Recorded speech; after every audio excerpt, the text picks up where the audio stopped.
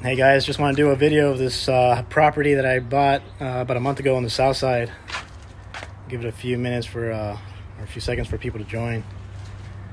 We are in March 2020, in the middle of a global pandemic. I want to state the date so when I watch this video 5 years from now, I know what was going on.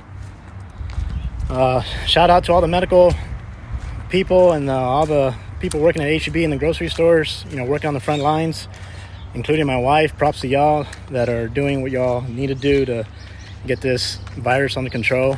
But I hope everyone's staying safe. Continue to, stay indoors while you can. Do essential errands like me. I'm checking on a rental property. Wash your hands. Stay 6 feet away from everybody. And stay away from large crowds. But again, just wanted to make this quick video on this property that I bought mid-February.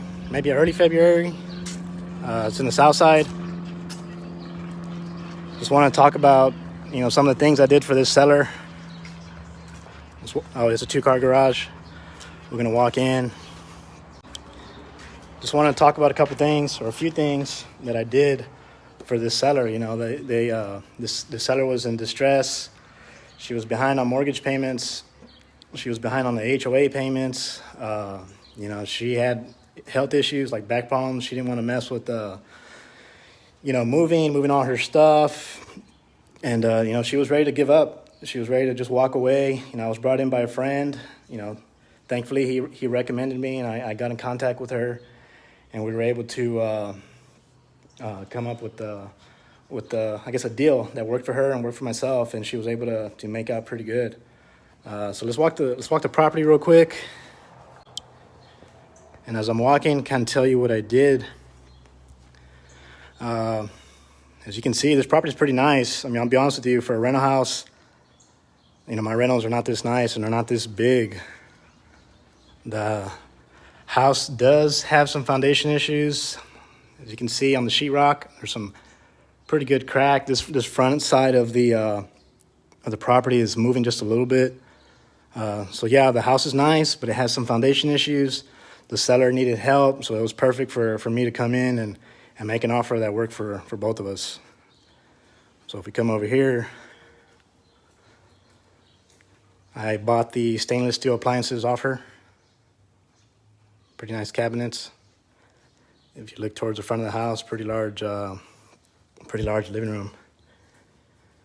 Here's the utility room, washer and dryer. I'll just do this pretty quick. It's the same old stuff. It's a house, 3 bedrooms, 2 bath, not in bad shape. Pretty nice restroom. My cleaning ladies cleaned the house a couple days ago. So we walk over here to the master. Pretty good sized master bedroom. I think the house is like 1,500 square feet. Who's that guy? You walk over here, here's the master restroom. It's pretty nice. Single vanity, nice tub. A lot of closet space here. Another closet over here. You got your own little room for the restroom when you got to take care of business. And you don't want that stank to get everywhere. Nice walk-in closet. And that's pretty much it. Same old stuff.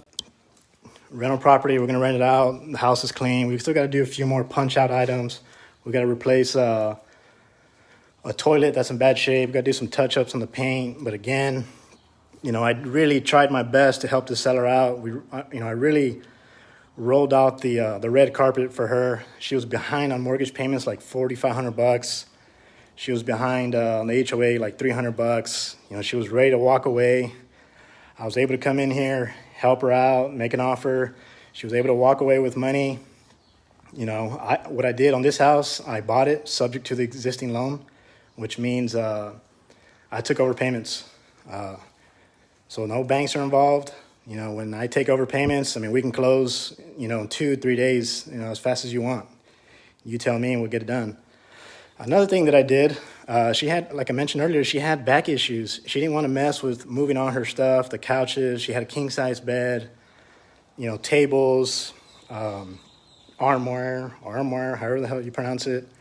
So I bought all that furniture off her. She was going to sell it on Craigslist. She had a couple ads out, and, you know, they were already messaging her, lowballing her, and I told her, you know what? Don't mess with your furniture. Tell me what you want to sell. You know, give me a fair price, and I'll buy it. So I ended up buying all her stuff. You know, after she moved out, I wrote her a nice, pretty decent check to walk away with. So she got 2 checks. A check when I closed. You know, I paid the $45 that she was behind on mortgage payment. She got a check at closing. I did a lease back. She stayed in the house for almost a month and a half. So I paid for that, you know, month and a half rent, that free rent that she got. So that was pretty awesome. I think she was pretty happy about that.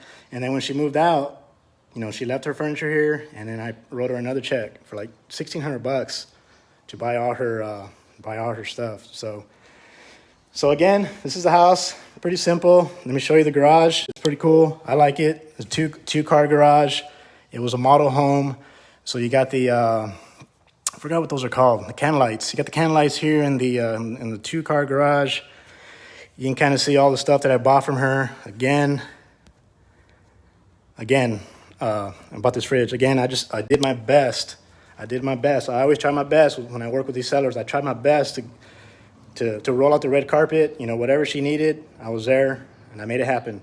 And everything that I said, which is important, everything that I said, I got it done. You know, that's one thing that people who are selling their house to, you know, a home buyer like myself need to consider. And it's hard to put a price on it in the beginning. You know, if we say we're going to do something, is it going to happen? Or is the home buyer that you're dealing with, is he going to flake out at the last minute? You know, he may promise you 10 grand to walk away with, but when it comes time to write the check, is he going to write the check for 10,000? Oh, that painting, that's another of the items that I bought. Pretty cool painting. I mean, I don't need it, so I'm selling it too. I'm selling it pretty cheap, like $50. So if y'all want a painting, let me know.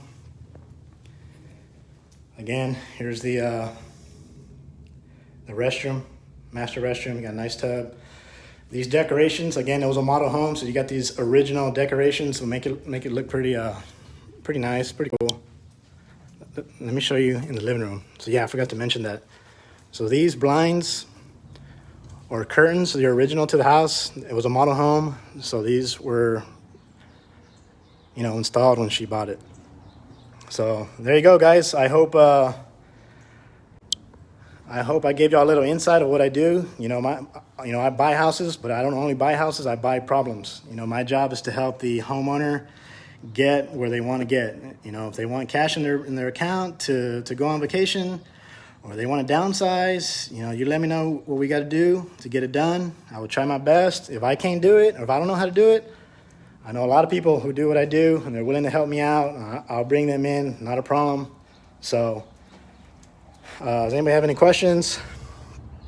Gabriel Morales, thanks for joining. Is it a 322? Yes, sir, 322.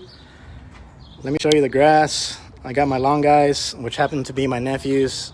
They were going to cut it this past weekend, but it was raining. I guess let me show you, since I'm here, let me show you kind of why we got foundation issues. And if you're a home buying guy or looking to buy a home, you definitely want to pay attention to this. I've bought a house that had extreme drainage issues, and it is not fun. So as you can kind of see, or hopefully you can see, you got the ground here. There's a little hump right here.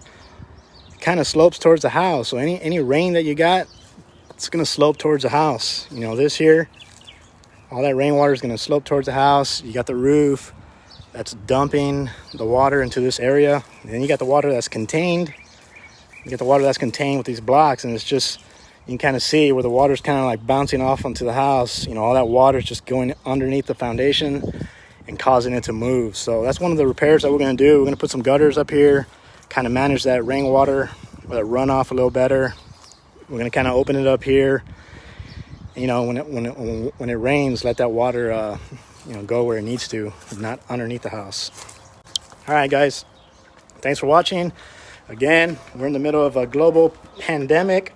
Props to everybody who's on the front lines with the medical people working at the hospitals, including my wife. Big shout out.